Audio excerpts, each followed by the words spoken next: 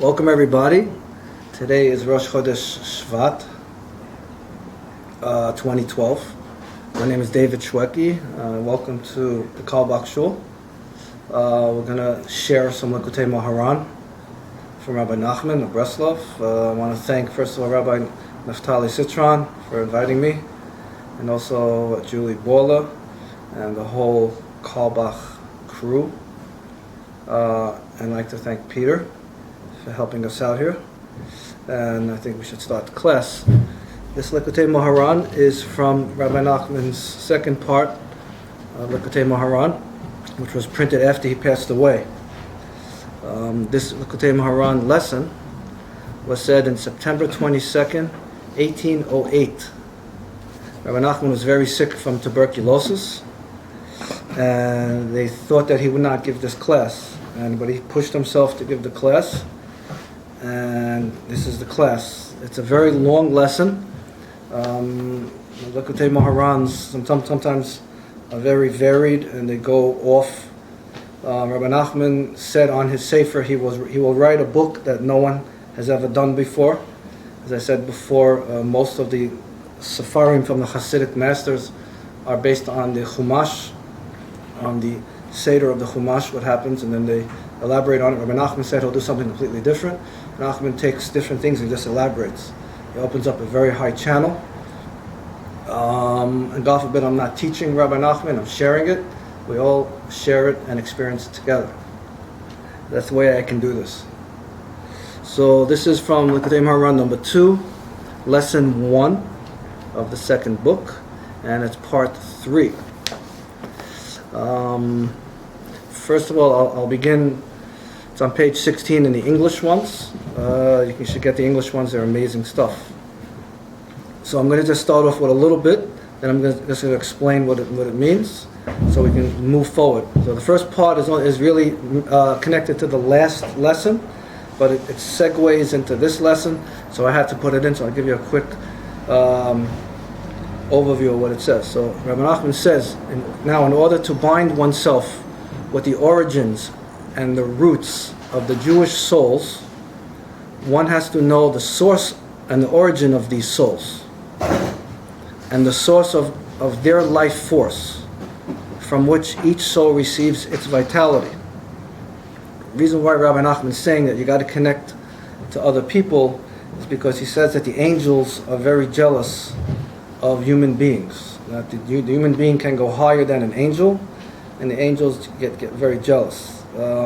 Especially they say the most closest angel we have is our evil inclination, which is always wants to beat us and make us become self-destructive.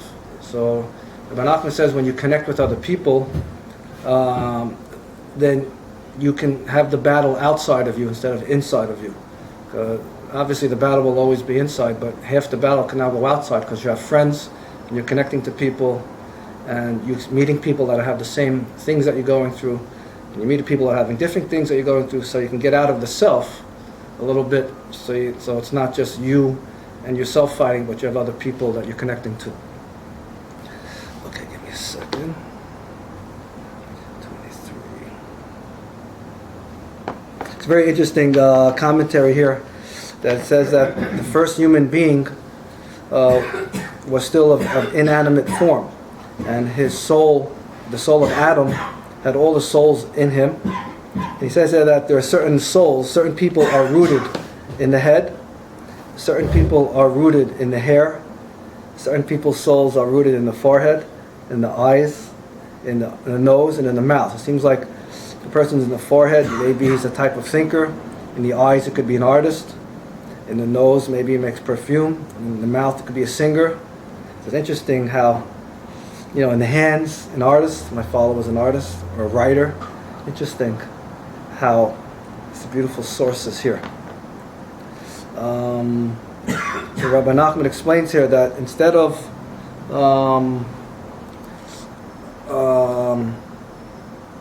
binding yourself, to everybody, because it's very hard to do that, he says you should bind yourself to different tzaddikim, different great rabbis who encompass a lot of different people. Every morning before we pray, we say, Hadeni Makabel Alai Mitzvah Aseh, I'm now binding myself, and I'm binding myself to every Jew. I'm loving every Jew. So you're being part of a big system. You're not just yourself. So let's move forward. More importantly, one has to know all the renowned figures of this generation. This is because if he cannot know and bind himself to each individual soul, which is almost impossible, he has to bind himself to all the renowned figures and leaders of the generation, under whom the souls are grouped. Each renowned figure and leader of the generation has a certain number of individual souls for which he is responsible. When a person binds himself to the renowned figures, he is bound to all the individual Jewish souls.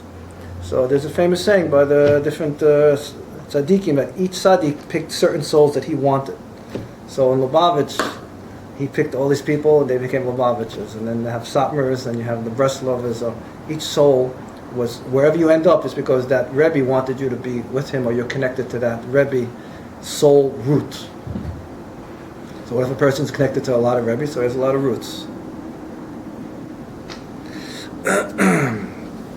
Okay.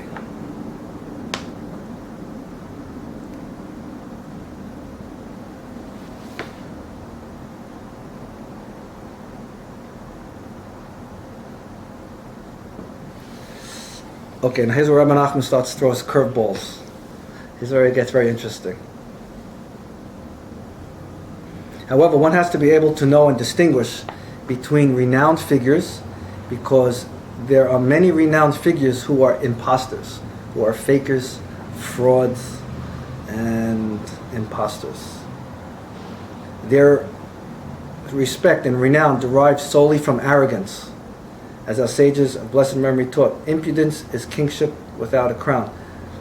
Rabbi Naftali Sitran told me Rabbi Nachman was very hated because of this. He would talk up, he wasn't afraid of anybody, and he would just say stuff. And people would flip out, but he knew what he was saying. So he says here that you have these fast talkers, people that, white collar crimes, or people that are just fakers, that just catch people with their mouths and their ideas, and they fool people. And there are people that push themselves to become leaders. And Rabbi Nachman says you got to be very careful of these people. They're very dangerous. So we'll go to page 2. Also, there's a nice saying where Rabbi Nachman says, "What if certain souls that cannot find their way, Rabbi Nachman grabs them. All the souls that can't find their way, that can't find their Rebbe, they don't know where to go, Rabbi Nachman grabs all these souls for himself." The famous saying from the Psalms, the piece of stone that the craftsman threw away when he was building his house ends up being the cornerstone, fits perfectly. Same thing with all the souls, the lost souls. Rabbi Nachman says these are the lost souls that will bring Mashiach.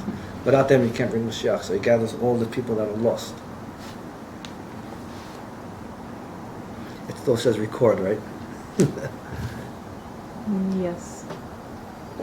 Okay, now here's where Rabbi Nachman is going to start his new part of this lesson.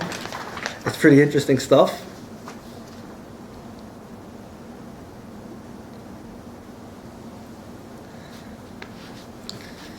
The way to recognize which of the renowned figures or leaders owe their position to arrogance is through binding Yerushalayim. Is through building Yerushalayim, which is the concept of the heart. So the way to figure out who is a liar and who's sincere is through building Jerusalem, which is the concept of the heart. Jerusalem is the heart of the world, and so everything is in the heart. 27. There's a lot here, so I'm doing my best. There's a tremendous commentary here. Pages and pages of commentary. So I'm just trying to make it into a Reader's Digest kind of thing. I used to have that subscription. It was fun for a while. Okay, hold on a second.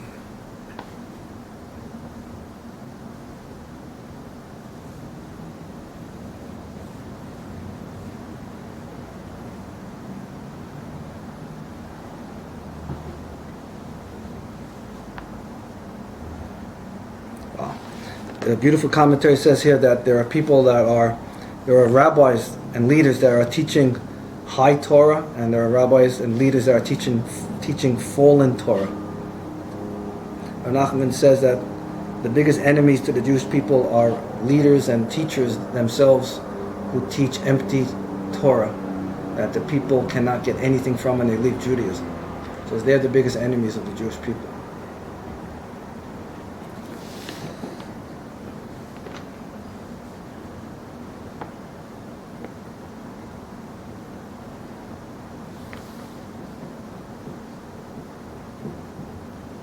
Okay, so let's go on. So Jerusalem, if you in Hebrew it's Yerushalayim. If you cut the word in half, it says Yira Shalem.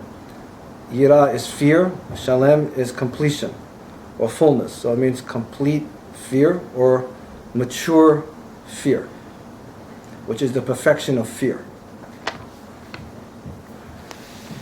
And the name Jerusalem was named by two people.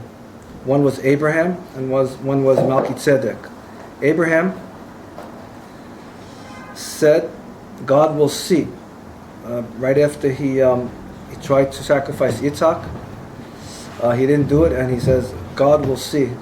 Also means Yira, also means fear and to see. And then later on, the king, Melchizedek,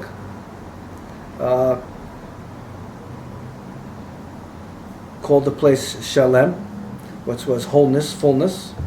And that's why it came out to Yerushalayim, Yira Shalem. So it was the two great tzaddikim that named this city Yerushalayim back in the old days. Okay, so that's that.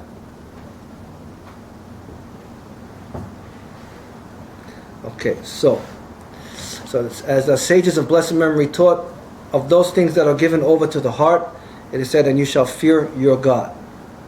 Because fear is in the heart, not in the mind.